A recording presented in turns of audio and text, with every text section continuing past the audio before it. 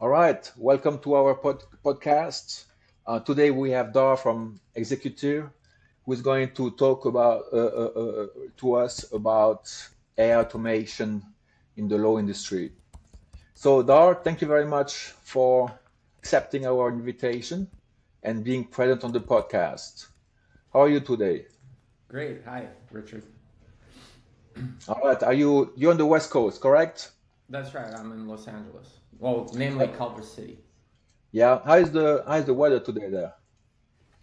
It's very overcast, actually. Not very common for LA. It's pretty overcast. Yeah, we're about the same here on the East Coast. So it seems like they talk to each We other. yeah, yeah, yeah. So today Yeah, we have a few questions for you, of course, and we would like to learn more about who you are, what is your company about, and how you came about the idea of launching it. Sure, sure.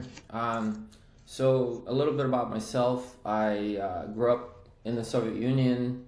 Went kind of to MIT of Russia. Then I immigrated to America. Graduated in economics and worked at Bain and Company in management consulting. Worked in investment banking. Went to business school at Dartmouth, Tuck School of Business, and worked as a venture capitalist and got an entrepreneurial bug there. And since then, been an entrepreneur, either working at a startup like mostly as CFO or CEO founder, and ups and downs of entrepreneurship. Had some successful ones, not so successful ones, and have really had this bug of AI just in the last probably, I'd say, at least 2 years. I've been really, since ChatGPT basically came out. And the Okay. amazing thing is that, like, for example, I'm diagnosed officially with ADHD, for example, with like an actual doctor. Mm-hmm. And I've always, like, my parents are computer programmers, first computer programmers in the Soviet Union. They were math, physics teachers, become computer programmers, and that's what I wanted to study. I went to the engineering school, studied it, but I never really had the wherewithal to code.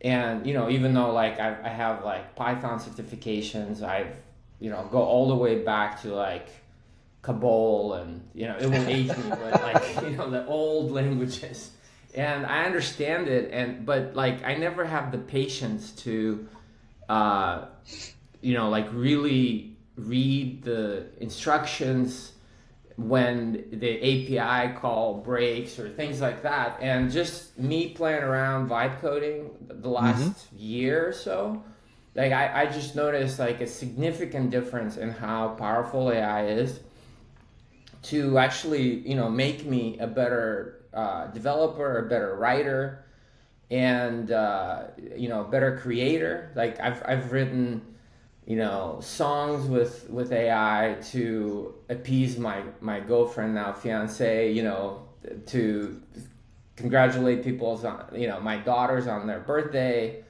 and it's just really really I could just see this as like this. I mean, everybody sees it, obviously, right? The market sees it, everybody sees it. And so as I've been, as an entrepreneur, I always look for opportunities.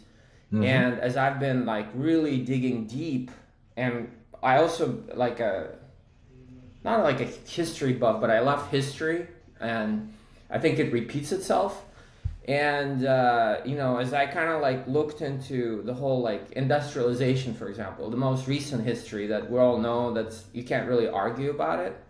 And like for example, Luddites, Industrial Revolution, and I kind of felt that like attorneys are a perfect field um, for AI to make a huge difference there.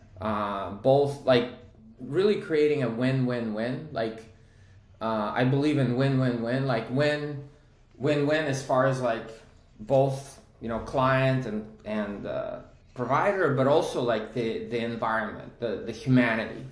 And but at the same time, I think they're a little bit like Luddites, as far as like being resistant, and they're really clever, smart, and know how Mhm. to resist the change the best, right? With, like for example, real estate brokers have done it when the internet came, and we all thought that maybe they would get misintermediated, but they were able to kind of keep their position and still get ridiculous 5% on the sale of a home. Like, you sell a home for $10 million and you expect to pay, half a million to these two dudes, like, or dudettes for that.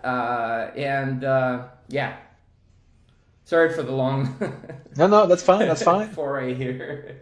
So that I think that it just like a perfect storm. Also, I come from finance, Wall Street, CFO. I have an MBA. I don't have an official CPA, but I've tutored accounting. I went to BYU undergrad, which is one of the top three accounting schools, and I actually started in accounting, but then I got bored and switched to economics. But I'm basically a CPA. I had Yeah. one of the largest valuation firms that I sold, and it's now part of Ryan, which is like $1 billion accounting firm. Um, and I think between accounting and legal, uh, those are the two perfect storm industries for disruption with AI. And my what Execture does is kind of like, I'm not a lawyer by training, even though I've had a lot of legal training, Hmm. in business school and undergrad. I've taken classes from law school, and I have a lot of understanding, especially as a former venture capitalist, having read and a valuation expert, having read like thousands of legal documents myself, and now with AI, like being able to basically like compete maybe with a lawyer that works for me and really his or her understanding of it. And so that, and then I was like, okay, I'm not a lawyer. Like, how do I really get respect and expertise in law? And so that's how I came up with the idea of writing a book, and kind of filling the hole. I believe there is a little bit of a hole in law industry where a lot of lawyers, they don't, they're kind of like doctors in a way. They respect the law and what it does to functioning of society, like Hmm. like proper functioning, like so that improper things don't happen, like for example, I'm from Russia, and you don't Yeah. have to go far, how important the legal system is. And so their motivations are not necessarily, business related, but because we're in humanity, money is what really determines the value, the exchange of value, and how it all, how we function as humans. But they don't really have the understanding often of the business side of things. And so that's where I came in with it, and with my book and what I'm trying to accomplish with Execture. So you mentioned that they're a little bit reticent to embrace new technologies. What Why do you think that is really? Because AI has been known to be part of technology for decades, but really was commoditized by ChatGPT when they launched in 2022, where everybody had access to a bot that would give them information and analysis and that would be a companion. So we are 3 years in now. What are today some of the main barriers still for them to embrace the new technology? What is scaring them maybe when it comes to AI? I mean, again, like you can go back to history Yeah. and look at the history. And Luddites, I think, is a great. I should have read a little bit more just to make sure I'm not saying anything uh, Incomplete. incorrect, but Luddite was a city in England, I believe, that was a textile city. There was textile workers, and with the combustion engine and industrial revolution, suddenly the textile machine didn't have to be powered by human leg, essentially, Hmm. but by and then with other automation techniques, that came with industrial revolution, suddenly, one person, one textile worker could operate a whole, I think, like, I remember these old Russian films, like black and white, and there were heroes of labor, they were called in Russia. Yeah. And essentially, like, they were pushing to operate more and more and more and more, like basically 100 years plus ago, machines. And I think, like, they're even, I forget the last name, but they're even like medals given to workers, proletariat, Yeah. for being able to operate and I think one of them was like operating 350 machines. I'm sure it was like a little bit Soviet Union kind of like dust in your eyes kind of thing. But this is, I think lawyers have the same type of fear, and all humanity, all humans, like including myself, because like, what is it really that makes us valuable, right? Like, to other humans, and why do we need to stick around, and that's what, like, service to other humans and our interactions with other humans is what makes our life worthwhile. Which is all driven by love. And I think that's where the fear comes. And then, just like, doctors that are afraid, for example, of MRI, reading an MRI. Like, it's a known fact now that AI reads an MRI better than a doctor. And if Yeah. you have kind of a rag where, two agents, let's call it, read, and one makes sure that it didn't misread, the answer on average is better than a doctor, like even some of the best doctors, right? So I think that's where the fear comes. It's literally like Luddite. It's a Luddite-ish in nature. It's a fear to be replaced. That's right, Um, and to not to be useful, because I think we all have that fear, and I think that's why, people when they retire and, are abandoned by their family or friends because they all die and they're, being alone. Um, that's what I think. And now with all the technology and ability to live longer and longer and longer, it's becoming more and more so. And especially like as a doctor, like where you spend, $250,000 on your education, right? And, 7 years for law, and God knows how many hours as far as like bar exam preparation, and then they have to keep the classes to keep being Up to barred. date on a Yeah. regular basis. Yeah. It takes a lot of investment. But now with It's like AI, a medallion in New York, right? Like the yeah, taxi drivers, or in London, like those cabbies spent literally 7 years, I think, to memorize all the London streets, and suddenly that chip in your head is replaced with a GPS, exactly. like overnight. Yeah. But they're still able to, and the medallion becomes, used to be worth over 1 million, I think, if I remember right, and now it's probably less than 100,000 in New York, or something like that. Well, there is an evolution, but at the same time, people adapt to the evolution, reskill. We talk about someone managing X amount of machine. You still have to learn the machine. So it's a reskilling process. And those that can adapt and adjust can then leverage technology to their advantage. Absolutely. So when it comes to law firm, you're not there to remove their capacity to interpret laws and defend or work for a client. You come to help them with their business process. Absolutely, yes, and that's my approach, and also to remove some of the all the inconveniences of Yeah. of being a lawyer, which there are a lot of inconveniences. And so when I, did all my research to, first decide on what field, which is legal tech, right? So Hmm. I believe in the AI wave. I think it's as a kind of not so good a surfer.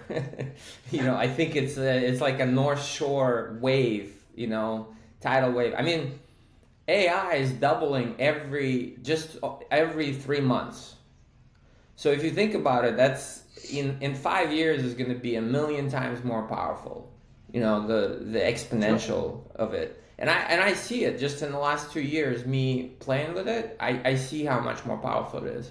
But for lawyers, for example, like keeping track of time is just a gigantic pain in the ass.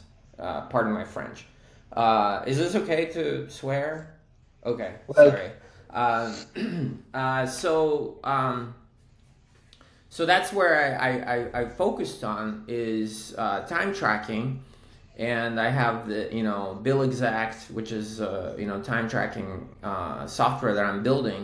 hmm But then I looked into it, and there's literally like tons of providers. There's Clio, which is kind of like QuickBooks of legal software management, ERP kind of system.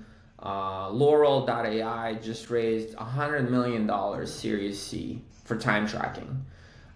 So I was like, okay, well, how do I kind of focus even more into which area? And that's what I'm working on right now. But that's kind of what my book is about. all On the right. clock, clients, and cash. So let's talk Um, about your book. What sure. uh, what made you come up with the book? What's the idea behind it, and what people will gain out of reading it? Yeah, absolutely. So I think it's my journey of writing a book is actually also a good example of what AI can do to help us. Like a lot of people, I think, are very resistant to AI, but I'm a good example. So about a few years ago, I had this idea to write a book. Like I've had a lot of experiences, and I wanted to write about them. Hmm. I hired a book coach. I wrote an outline. I started writing a lot of notes, but when it was coming to like put it all together, I hit a writer's block. It's literally like if you think of beginning of Limitless. I don't know if you've seen that show with Bradley Yeah. Cooper. That was me, like literally depressed, writer's block. And so then I was like, it was basically like either go crazy or just put it off. So I did that. I bookmarked it. And then I kept playing with AI, and I realized like how powerful AI is to help with writing a book. To give you ideas that you can choose from and then smith it. And Yeah. essentially that's what I did, because I was like, I wanted to write a book. I know legal is the area I want to be an expert is in, and what best way to learn is to teach, right? And so I definitely utilized, like for example, AI helped me do all the illustrations in the book, like, and I can even tell you about the method I use, like. A good story is basically a hero's journey, right? Joseph Yeah. Campbell's hero journey. And so what I did is I told AI, I was like, okay, look at each chapter in my book and imagine that, that's essentially my prompt. Imagine that a lawyer I'm addressing is a hero on a journey to succeed with the help of my book. Create a prompt for mid-journey for each chapter. Hmm. So it created 11 prompts Yeah. for each chapter. I put it in Midjourney, and then I kind of played around until I got the aesthetic that I liked. Uh, and the aesthetic is kind of like this old school aesthetic, Yeah. because of that feel of the intersection of technology and Traditional. resistance to technology. Yeah. Yeah. I work with Midjourney too sometimes. Um, I've been testing a few of those image generators. Pretty interesting. could be very infuriating because it can literally be stupid like genius, and at the same time next moment like retarded, you know. Yeah. But I think AI is kind of like that, and I think that's where like we as humans are still, need to be in this loop, just like, with industrial revolution. It did not eliminate the humans. Like we became like more and more people moved from the farms to the city, Yeah. and I think that's where like I think people are very mistaken, thinking that AI will replace them, including attorneys. I think if anything, it will actually, make us even more necessary. And that's where that intersection of like humans working with AI to make our life, like there's just so much to be done to improve humanity, to, to make us interplanetary, if, to make us not dependent on, sources of energy that we're kind of addicted to right now. There's just so many things that we can do with AI, but it will definitely displace and be huge shifts in how we work, Do you think we expect too much from AI? I think that we do and we don't. Sorry for kind of. I think it's like one of those things where we completely underestimate like we overestimate the impact of it today and this month and this year, and we completely underestimate the effect of it in 5 years, 10 years, 30, 40 years from Yeah. now. Yeah. And it's like this myopic view, like it's over optimism today, which will create, probably a crash in the market at some point, just like with the internet. And it's total underestimation long term of how it's going to transform our life for the better in the long term for us as a humanity as overall. With, I had a startup in healthcare, and with aging population, with increasing, debt, with all those things, I think is going to make a gigantic difference, long term. Yes. Yeah, I agree with you. Today it's still in its infancy. If you think about it, there's still a lot of ground to go through because AI is not perfect and far from it at point at some point at I some mean, you time. mentioned, I don't know if it was before our call when we were prepping, or you mentioned, crypto and blockchain, and Yeah. one of my startups was in crypto and blockchain, and I think, for example, blockchain combined with AI has an opportunity to create. Um, I mean, the power of Federal Reserve and the power of central banking is Hmm. in its independence. Like Trump is trying to get that power, from Federal Reserve, which will just sink our economy and sink us, as Americans. And I think, the reason why Bitcoin is doing what it's doing is that it's basically this way for humanity to create its own governance body that will, the money is one of the greatest invention of humanity. And with AI and the proper use of this technology, I think we have a chance to make money something completely new that will actually work better, like long term, to help us, because like with economics degree, these cycles, right? Like, and like our desire to control everything, which like creates basically almost like cancer sometimes, like growth, like, Yeah.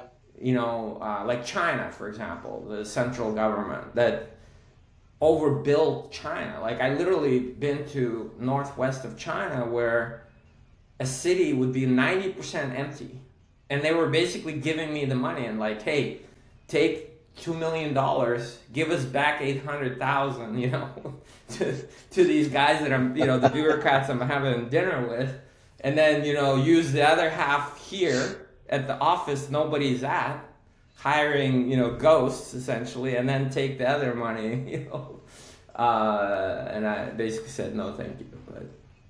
Yeah, there is a lot of difficulties to really see what's going on around the world. Um, and but blockchain, decentralization of the power of money in sorts, um, leveraged by AI can be definitely powerful. So we discussed a bit your book. Um, what is the future of AI for law firm? What's the So future? so yeah. Uh, so let me start kind of with the big picture I see. Some of Yeah. the best value I got was from attorneys.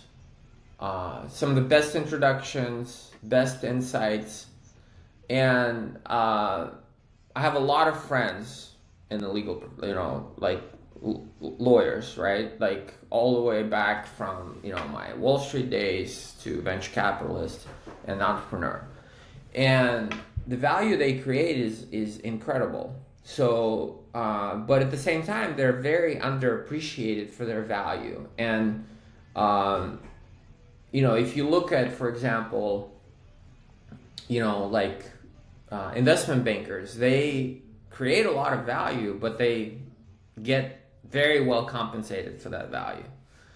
Or even management consultants. I remember when I worked at Bain, we had one of our largest clients was Ford, and they were paying us $50 million a year in fees.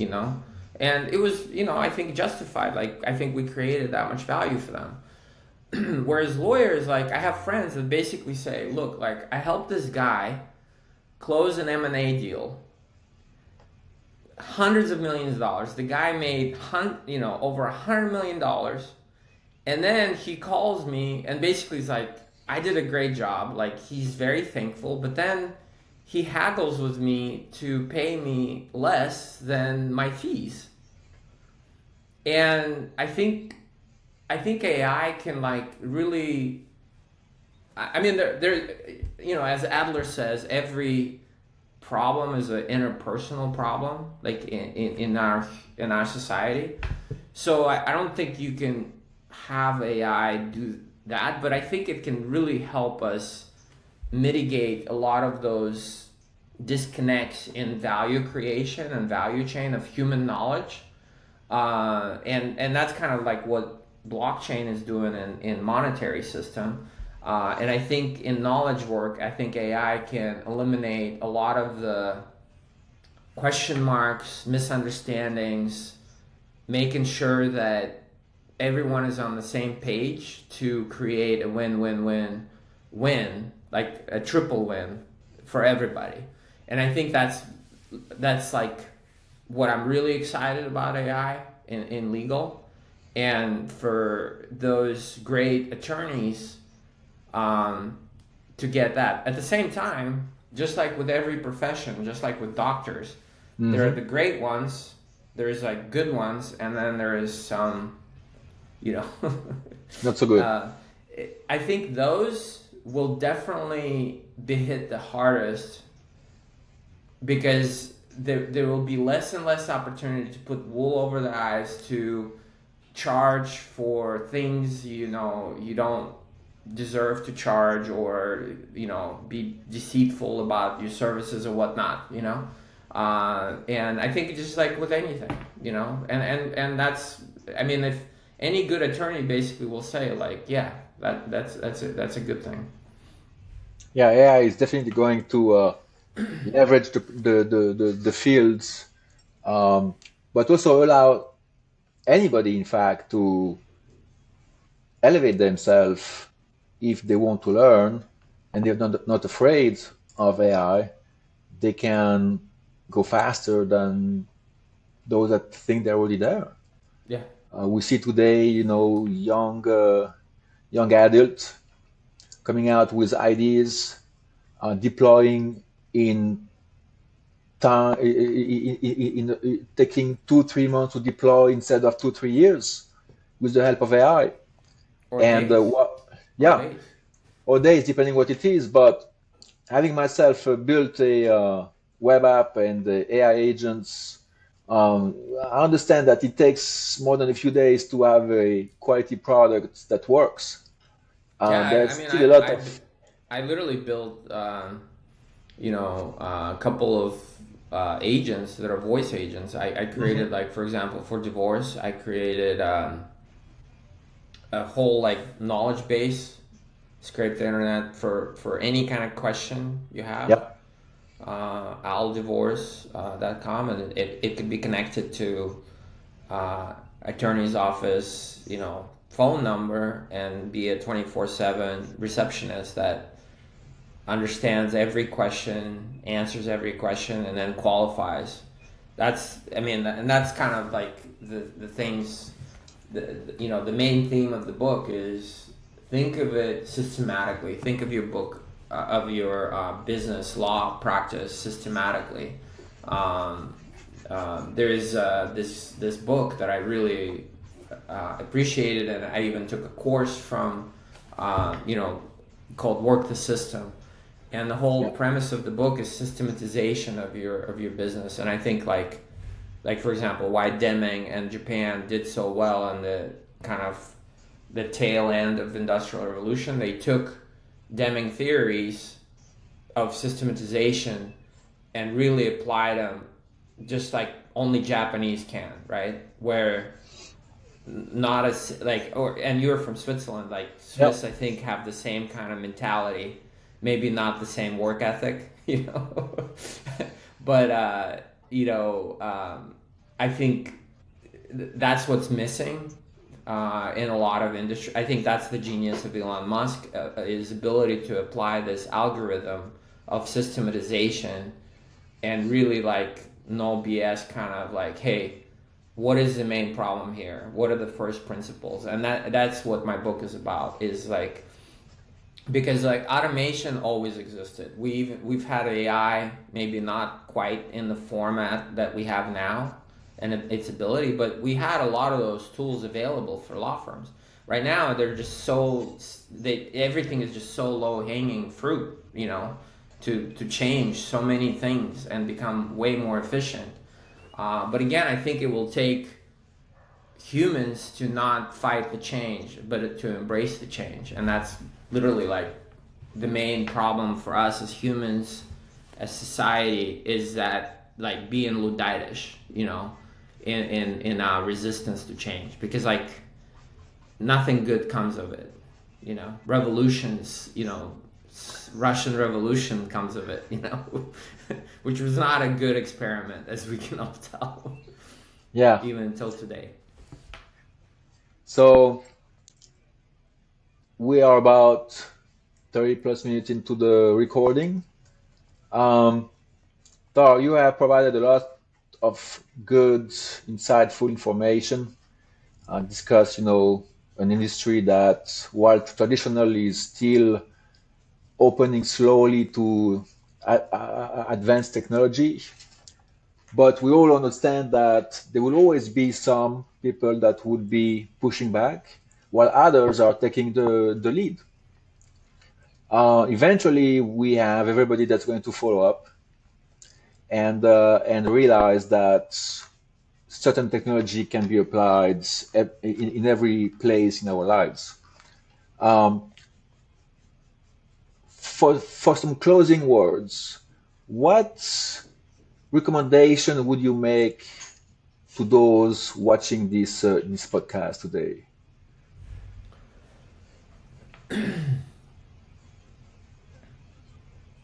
I think what, and it's actually in my book, is this outside, slightly elevated perspective, and I learned it from it's in that book that I mentioned by Sam Mhm. Carpenter, Work the System. But the way I really experienced it is I've done some like deep yogi training where I laid on a bed of nails, like literally Yep. nails, and then my yogi instructor dropped a knife on me, you know, uh, and if you resist that kind of, it's very very painful, you know. But once you, the only way out is through, basically, through the pain, through embracing. And to achieve that, and that's where like meditation comes in, and our superpower as humans, like, you have a cat walking around, right? As much as I love my pet, my dog, you love your cat, they don't have that ability to basically observe yourself in third person. Mm-hmm. And just like Einstein says, like, you can't solve the problem at the level that the problem was created. Yeah. You can't fix a tire of your car until you get out of the car and see that you have a flat tire.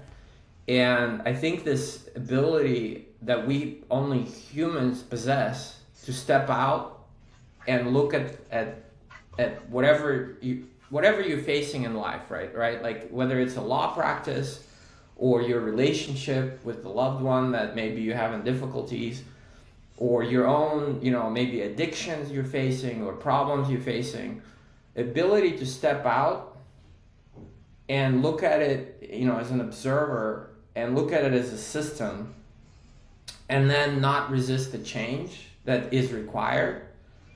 That is the superpower we all need to really succeed today. And I think lawyers, the intelligent, like, they're some of the most intelligent human beings, right, that we have.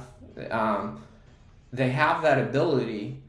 So the biggest change is just that resistance to change. Like if that can be done, I think, we're not gonna have problems. Like, and again, like, I really appreciate what doctors do. I think they're kind of like, they make sure our society functions well. And America, what makes America great is not a MAGA. I'm not using the MAGA, but like, just going back to the founders, they were lawyers, essentially, a lot of them. And just like doctors help us to be physically and mentally healthy, lawyers help us to be societally healthy. And I think not resisting the change and embracing it and stepping out and letting people like myself or others to help them create Mm-hmm. this change in their business, in their practice, law practice, that's really what needs to be done right now. All right. Well, I appreciate you coming up on this podcast and giving us some insights about this very trendy, in a sense, but very important subject, which is AI in society today and in some industries that are more traditional. Thank you, Dar. And I'm looking forward to our next podcast coming up soon.